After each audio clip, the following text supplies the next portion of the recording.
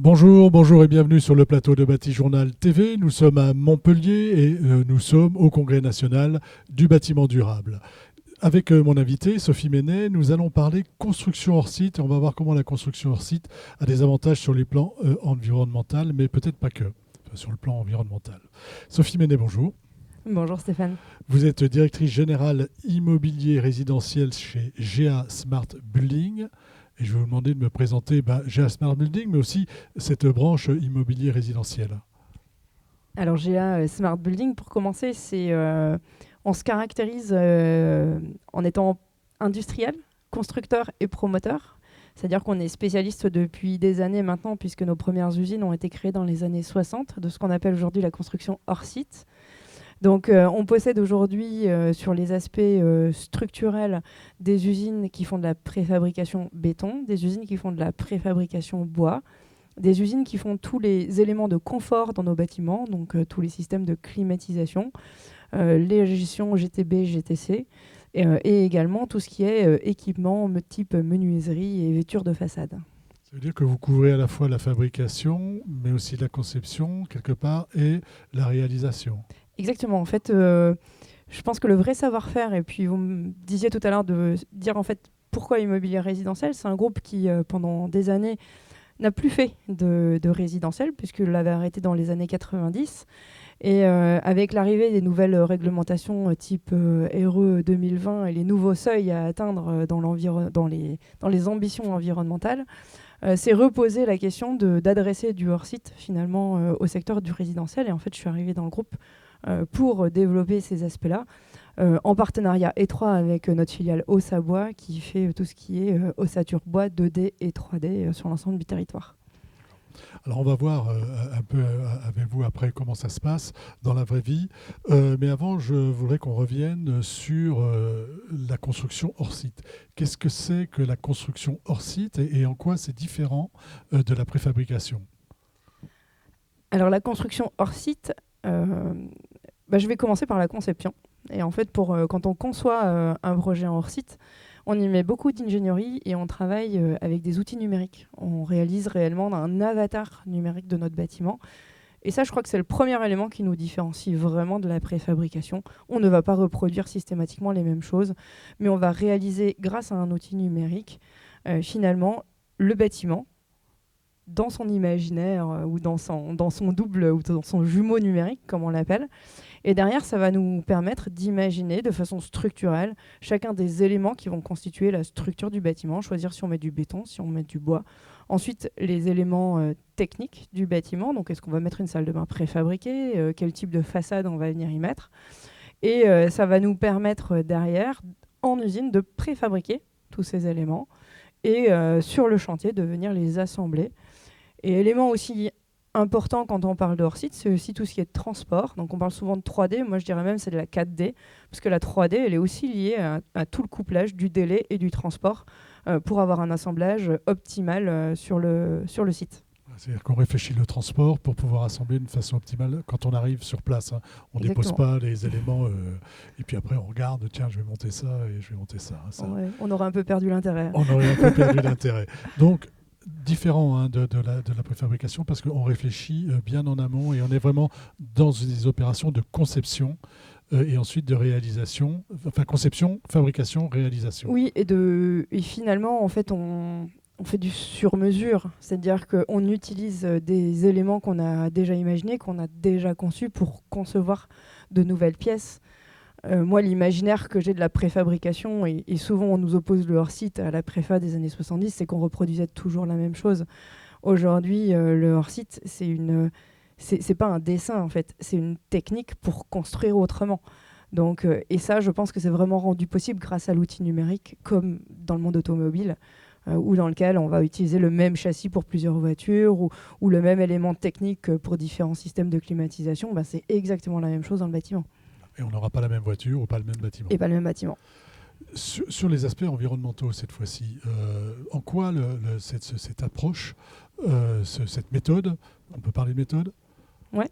En quoi cette méthode est meilleure ou en tout cas est très bonne pour répondre aux enjeux du moment ? Moi, assez souvent, je mets en avant le choix de la matière et la réduction de l'utilisation de matières premières. Quand on sait que le secteur du bâtiment consomme 50% de la matière première disponible en France et en Europe, le sujet de la consommation de matière, elle doit être au cœur de nos préoccupations. Et en fait, le monde du bâtiment a appris à construire avec un système de voiles porteurs en béton, puis ensuite de voiles porteurs en bois. Mais quand on réfléchit hors site, en fait, on ne va pas réfléchir comme ça. On va se dire, est-ce que finalement le voile, c'est l'élément le plus important? Est-ce que c'est l'élément surtout le plus pertinent par rapport au modèle constructif que je veux avoir? Et donc, l'outil numérique va nous permettre de dimensionner au plus juste l'élément technique dont on a réellement besoin pour porter une façade, pour porter un plancher. Et donc de ne pas avoir systématiquement recours à des méthodologies qui sont des méthodologies traditionnelles, mais on va aller plutôt sur du pot-au-poutre, on va vraiment aller chercher l'économie de matière, parce que quand on travaille en usine, le coût principal, c'est la matière première. C'est la matière première. Et donc le premier intérêt de travailler avec cette typologie, cette méthode, c'est la frugalité. La frugalité, exactement. Donc ça, de la structure. La frugalité de la structure. Ouais. Donc ça, évidemment, ça a un intérêt quand on parle de bâtiment et quand on parle de matière et carbone. Deuxième intérêt, est-ce que j'isole mieux? Est-ce que je fais des boîtes? Comment ça marche? D'ailleurs, est-ce que c'est que de la 2D ou de la 3D? Alors, c'est une bonne remarque. En fait, je pense que déjà, quand on parle de hors-site, j'aurais tendance à dire, parce que c'est bien, on en parle beaucoup aujourd'hui, mais tout le monde se déclare maintenant spécialiste du hors-site. Il ne faut pas oublier que si on veut réellement que le hors-site ait un impact important sur les sujets environnementaux, il faut s'attaquer à la structure. Si on fait que la façade, que les menuiseries... Le problème, c'est la structure. Le problème de fond, en tout cas, ce qui pèse vraiment très lourd dans le bilan carbone, c'est la structure. Donc effectivement, dans la structure, on va parler de 1D, de 2D ou de 3D. La 1D, c'est du poteau-poutre. La 2D, c'est des murs et c'est des planchers. La 3D, c'est le principe d'assembler ces murs et ces planchers pour faire fabriquer une boîte, un élément qui va être structurel et porteur. La 3D, elle peut être structurelle et porteuse, je vais y arriver.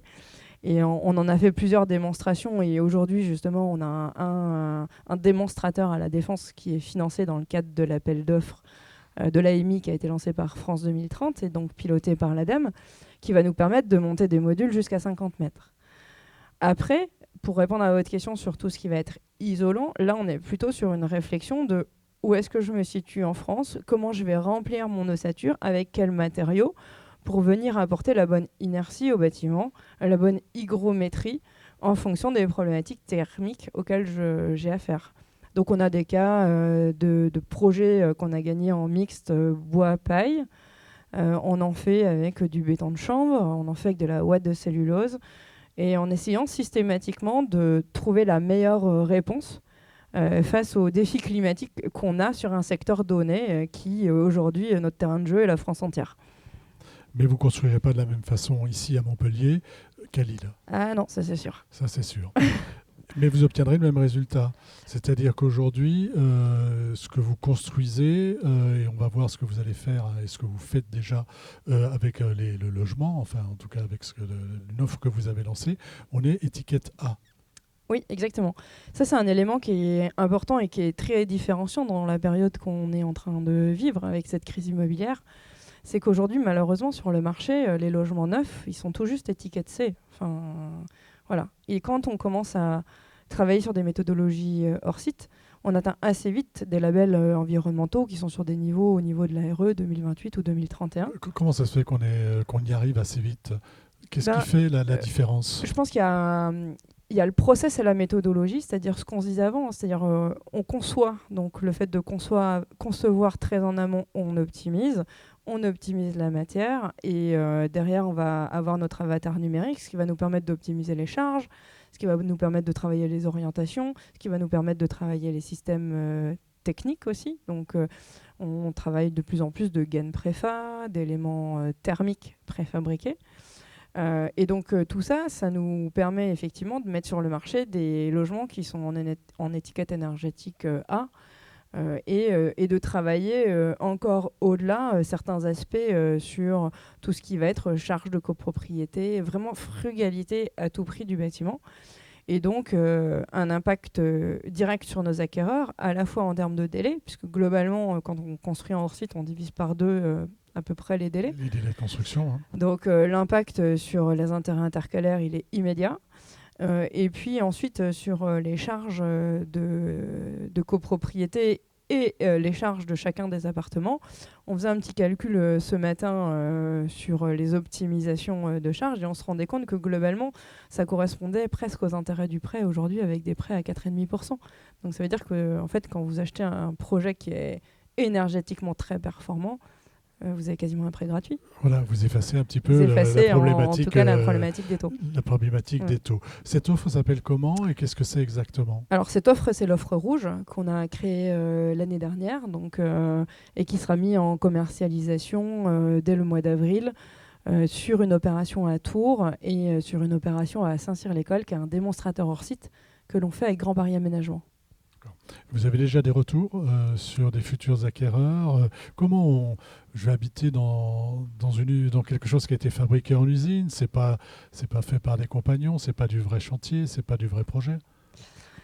Bah écoutez, ça fait partie de tout ce que nous tous, on doit apporter. C'est-à-dire d'enlever effectivement ces imaginaires de le plot béton est meilleur qu'un élément en bois.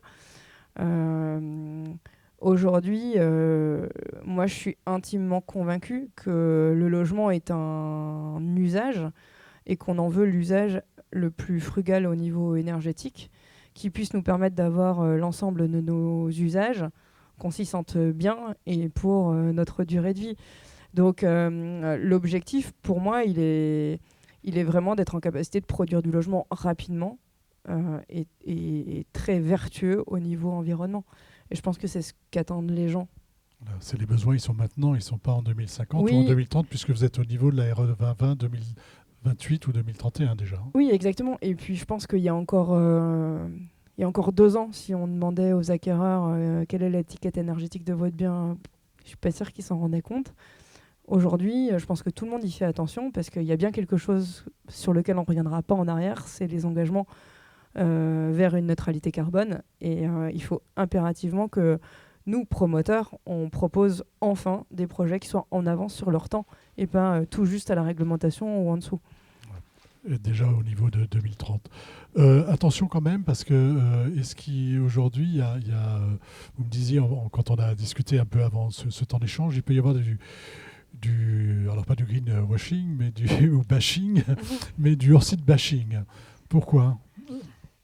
Oui, c'est ce que je disais, c'est que notamment auprès des architectes peut-être qui sont pas fans, qui sont pas fans. En tout cas, pour certains d'entre eux, on entend des choses dire on va nous imposer quelque chose de très tramé, de très réglementé, où on ne pourra pas faire acte de création. Oui, alors ça, je pense que c'est effectivement des craintes qui sont légitimes. Parce que à chaque fois qu'on va vers de nouvelles méthodologies, on peut toujours craindre de ne pas retrouver, en tout cas, tout ce qu'on pouvait avoir et tout ce qu'on pouvait faire avant. Après, je vois qu'il y a des images qui se baladent derrière moi, qui sont globalement les opérations qu'on a maîtrisées depuis 1 an et demi. Et je mets au défi des architectes et tout le monde de trouver quelle est l'opération qui comporte des éléments 3D ou pas. Parce que finalement, faire du hors-site, c'est pas imposer quelque chose, mais c'est dialoguer avec les architectes sur qu'est-ce qu'ils attendent et quelle méthodologie on va mettre en place pour y répondre de façon la plus pertinente. Et on a plutôt que des bons retours avec des gens qui sont ravis en fait, de se remettre dans la technique, de retravailler correctement la conception des éléments. Et alors cette opération qui reste, il s'avère qu'elle est 100% en modulaire 3D, mais toutes les autres opérations de logement plus classiques ont systématiquement du mix entre de la 2D et de la 3D et avec des qualités architecturales canon. Et en 100% modulaire 3D, on ne le remarque pas. Enfin, a priori, c'est un bâtiment qui est semblable à ceux qui sont aux alentours. Enfin, il n'est pas semblable, il est plus joli d'ailleurs. On espère qu'il sera plus joli. Voilà, celui-là, c'est assez intéressant aussi parce que pour le coup, c'est un bâtiment qui a été conçu par un architecte pour être réalisable 100% en 3D, mais c'est du logement familial. Et on a fait le choix plutôt de rester sur une mixité entre de la 2D et de la 3D. Tout simplement pour être dans de la frugalité et ne pas aller chercher de la 3D sur des pièces qui ne le nécessiteraient pas forcément. Donc on reste vraiment sur de la 3D quand on est en capacité d'embarquer dans les volumes 3D énormément de l'eau technique comme les salles de bain, les cuisines et ensuite tout ce qui est chambre et autres plutôt en 2D. Voilà, c'est pas systématique. C'est pas systématique. On arrive au terme de notre échange. Est-ce qu'il y a quelque chose qu'on n'a pas dit ou sur quelque chose sur lequel vous voudriez insister par rapport à cette construction dite hors site? Peut-être un peu la conclusion qu'on a eue tout à l'heure dans la table ronde avec l'ADEME. Je pense qu'il y a un vrai sujet de souveraineté et le hors-site, c'est top. Ça nous permettra de... C'est une vraie réponse aujourd'hui à plein de sujets, mais il faut vraiment que ça reste fait en France. Il faut que ça serve à l'industrialisation et la réindustrialisation des territoires. Et en tout cas, pour ceux qui ont l'occasion d'en faire déjà, on arrive à être compétitif en hors-site, fabriqué 100% dans des usines françaises. Avec du bois français, bien sûr. Avec du bois français, bien sûr. Merci à vous. D'être venu sur le plateau de Bâti Journal, donc nous parler de hors-site, de cette méthode constructive, et de voir quel intérêt vous y trouvez, vous, chez GA Smart Building, depuis 1960, c'est ça ? C'est ça. Merci à vous. Une émission, donc un temps à retrouver, comme toutes les émissions que nous enregistrons ici, sur notre site Bâti Journal TV et aussi sur les sites de nos partenaires que sont le magazine Planète Bâtiment et évidemment le Congrès. Merci à vous. Merci Stéphane.